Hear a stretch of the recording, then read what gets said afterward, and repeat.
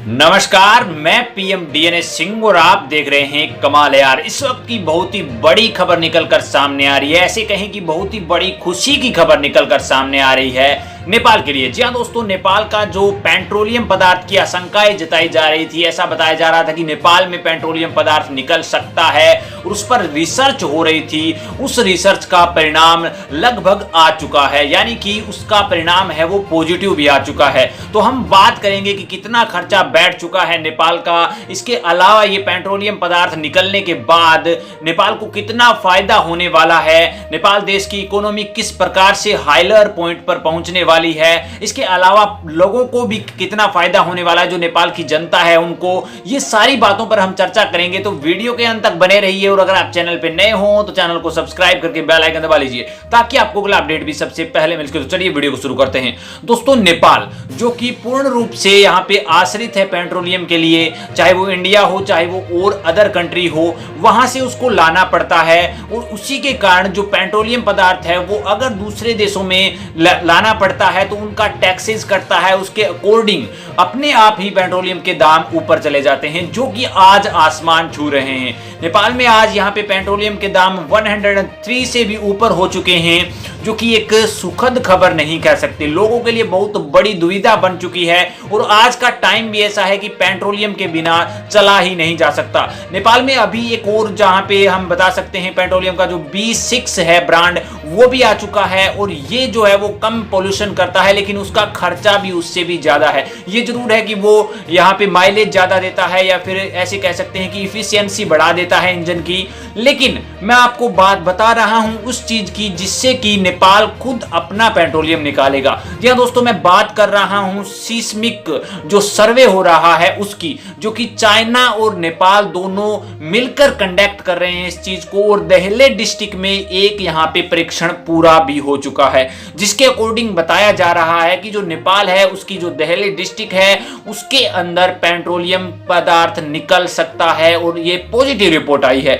जो positive report आई है उसका फाइनल परीक्षण, जिसे हम कह सकते हैं कि जो एकदम डिक्लेयर कर देगा कि यहां से निकालना है तो कितनी मात्रा में निकालना है और किस प्रकार से निकालना है, किस जगह पर निकालना है या फिर नहीं निकालना। उसके लिए यहाँ पे नेपाल की जो माइनर ऑफ जियोलॉजिकल जो डिपार्टमेंट है उनको भेज दिया है। और सुधीर जो कि माइनर ऑफ जो जियोलॉजिकल डिपार्टमेंट है वहां पर काम करते हैं, तो वो उन्होंने बताया है कि चाइना ने कहा है जल्दी से हमें इसकी रिपोर्ट दीजिए ताकि हम वो काम शुरू कर सकें जिसके लिए हमने तैयारी की है इतने दिनों से, इतने सालों से। और नेपाल ने इस प्रोजेक्ट पर सबसे ज्यादा खर्चा भी इन्वेस्ट किया है। मैं आपको बता दूं कि नेपाल पिछले एक साल से 7.2 मिलियन रुपीस का बजट बना चुका था और उसे लगाना था इसी डिपार्टमेंट में, क्योंकि उनको पता था कि अगर पेट्रोलियम पदार्थ निकलता है नेपाल में, जो कि बहुत आवश्यक है और बहुत जरूरी है एक देश के लिए, क्योंकि हम जितने भी यहाँ पे और कंट्री की बात करें जिसमें पेट्रोलियम काफी ज्यादा मात्रा में निकलता है,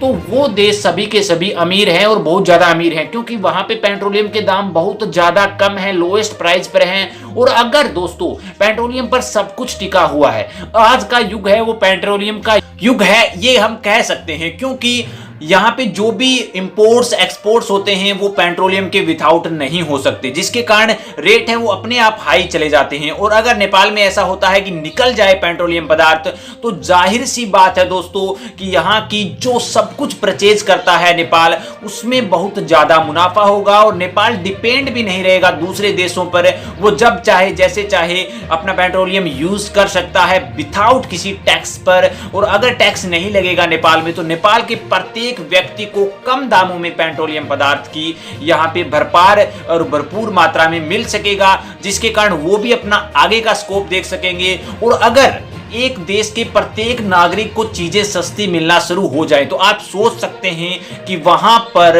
जो विकास की दरें हैं वो ऑटोमेटिक ही बढ़ना शुरू हो जाती है। और वैसे भी ये जो इंडस्ट्री है उसमें काफी लोगों को रोजगार भी मिलेगा।